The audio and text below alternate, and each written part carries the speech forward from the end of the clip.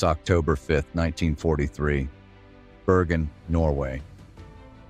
The trucks still pass this street at night. They have no reason to return this way. Loaded north, empty south, the pattern never changes. She has been here every night for 11 days. A German convoy rolls past the bakery window. Headlights dimmed under blackout regulations. No direct light on the stone. Cloud cover, wall to wall. 6 trucks move north in tight spacing. Engines steady against the narrow stone street walls. Flour dust on the counter. Undisturbed for weeks. The photograph above the counter faces the wall. Astrid moves to the glass. Her hand finds the pocket of her coat. Twine spool inside. 30 meters. The last truck disappears past the corner turn. Astrid Nielsen counts each truck without writing. 6 in the first convoy. She waits for the return. Wooden clock above the counter ticks forward slowly. Street empty for nearly 2 hours. Footsteps outside. Then nothing. A second convoy appears from the same direction. Again 6 trucks. Again moving south. Her fingers tighten around the spool inside her pocket. Same number. She does not see empty cargo beds. A German patrol unit operates this district after curfew. She is 14. She is alone. She is past curfew. Cold air settles low against the road surface. Astrid crouches beside a stone boundary wall. Her hands pull a length of twine across the road, 1 meter high, tied tight. She rubs charcoal dust across the strand. Dark residue coats her fingertips. Engines approach from the south. She steps back into the ditch.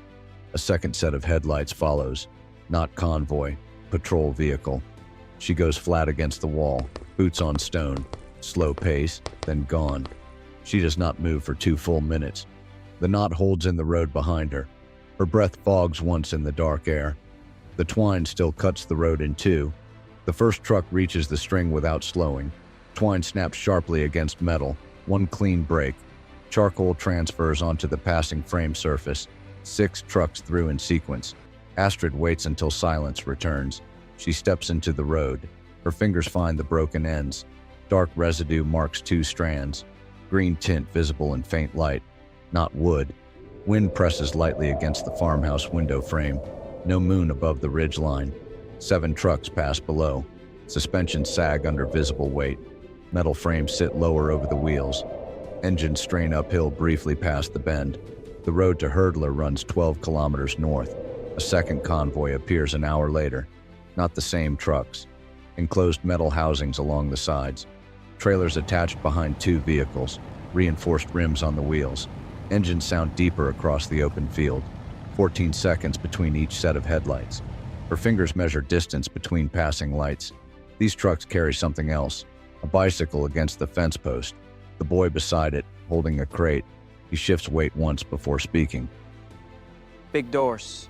In hill. Astrid does not move beside the gate. Steel. Underground. Wind moves across the grass once.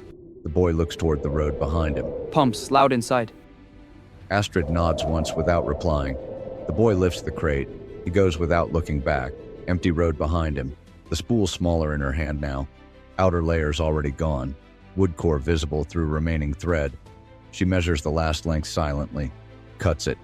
Her hand pauses mid-air. The photograph above the counter faces the wall. She looks back toward the road below. The convoy moves again in the dark. The string evidence points one direction. So does the road. 1 night left. Astrid moves along the roadside ditch line.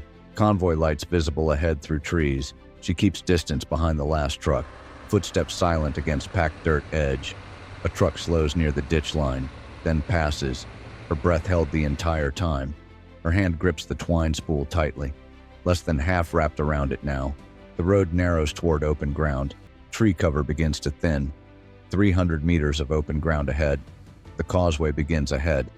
The farmhouse behind her in darkness. Open ground stretches to the mountain edge. Convoy moves slowly across the exposed strip. Flat gray from the overcast. No shadow to hide in. No cover. No trees. Truck engines echo across the water surface. Light reflects faintly off the distant rock face. Astrid looks back once toward the farmhouse line. Her fingers pull the final strand loose. Thread unwinds completely from the spool. She ties it once around her wrist. 1 more.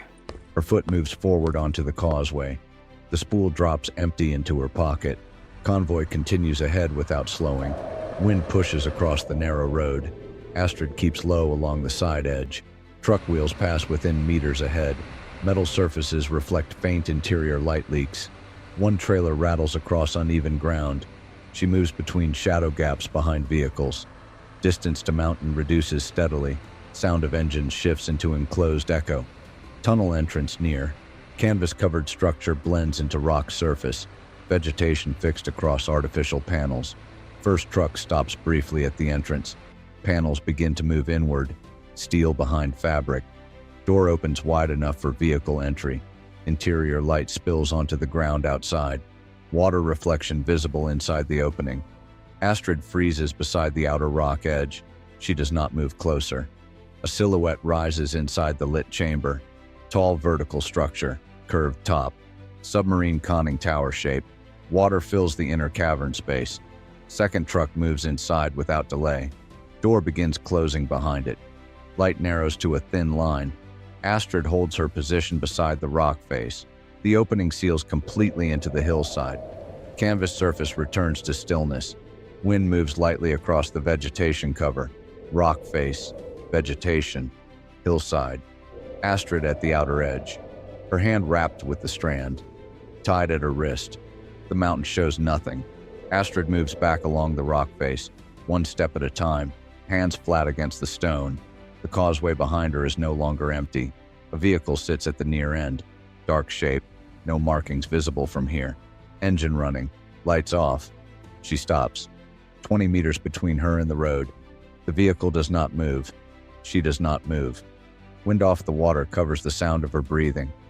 The strand presses against her wrist bone. Then the engine note changes. The vehicle turns. He crosses the causeway in the dark. Table surface lit by a single lamp. Paper spread across wood grain. Astrid places her notebook down slowly. 3 figures across from her. You followed them? Both hands flat on the table. Inside mountain. 1 second. The older man leans closer to the notes. Her name is written down. February 1944. 11 weeks since the safe house meeting. Astrid on the road south of Hurdler. Her wrist still carries the strand. The photograph behind the counter. She thinks of it once. Sound from above. It comes in waves, each one heavier than the last. She does not look up. The road north is empty. The road south is empty. The mountain is still dark. Wind off the water. The mountain still closed. No sound from the road behind her. No convoy. Pressure through the ground. A low concussion across the rock face. Then a second. Dust off the upper ridge. Rock fragments across the lower face. Then another. She does not know yet if they found it. Steam through a crack in the rock face. Then a second crack. Water across the lower stones. The entrance no longer invisible. The mountain has opened. Her wrist strand catches the light from the crack. Astrid on the road below. The strand still tied at her wrist. She does not turn the photograph back. The strand tight at her wrist. The mountain face open. Water inside.